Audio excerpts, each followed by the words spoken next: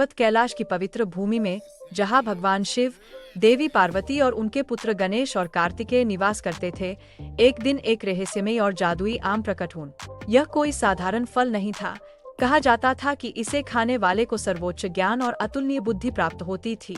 यह आम सुनहरे रंग में चमक रहा था और उसमें एक सूक्ष्म दिव्य आभा फैली हुई थी। इस अद्वितीय फल को कैलाश पर ऋषि नारद लेकर आए थे, जो अपनी चतुराई और देवताओं के बीच रोचक परिस्थितियां पैदा करने के लिए प्रसिद्ध थे।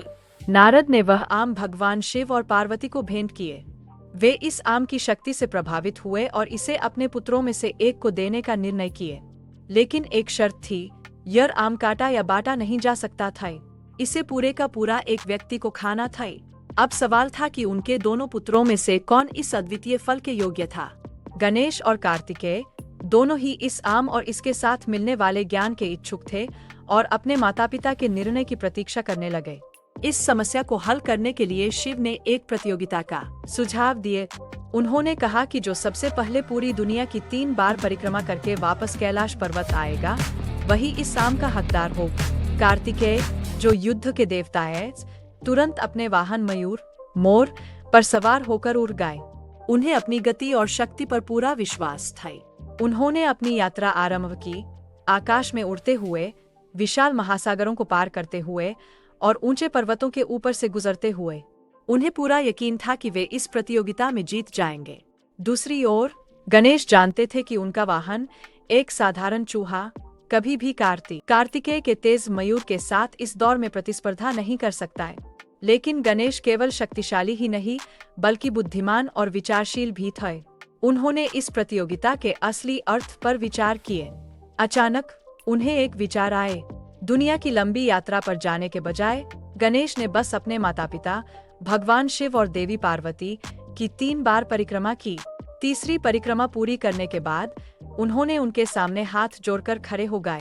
जब कार्तिकेय आखिरकार थकेमांदे लेकिन विजयी होने के विश्वास के साथ वापस आए, तो उन्होंने देखा कि गणेश पहले से ही शांत भाव से खड़े हैं और उनके हाथ में वह दिव्य आम था।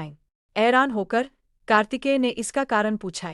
गणेश मुस्कुराए और बोले, जब आप पूरी दुनिया की यात्रा कर रहे थे, तो मुझे एहसास हुआ कि मेरे लिए पूरा संसार हमारे माता पिता में ही समाहित है। वे ही मेरा संसार, मेरा ब्रह्मांड है। उनकी परिक्रमा करके मैंने पूरी दुनिया की परिक्रमा कर ली। गणेश की इस बुद्धिमत्ता और भक्ति से प्रभावित होकर भगवान शिव और पार्वती ने उन्हें विजेता घोषित किए। कार्तिकेय, हालांकि पहले निराश थे, लेकिन उन्होंने गणेश की समझदारी की गहराई को पहचाना और परिणाम को सहर्ष स्वीकार कर लिए। यह कहानी हमें याद दिलाती है कि ज्ञान केवल जानकारी या शारीरिक शक्ति का नहीं, बल्कि यह समझने का भी है कि वास्तव में क्या महत्वपूर्ण है। गणेश का यह कार्य केवल बुद्धिमत्ता का नहीं, बल्कि अपने माता पिता के प्रति गहरे प्रेम और आदर का भी था।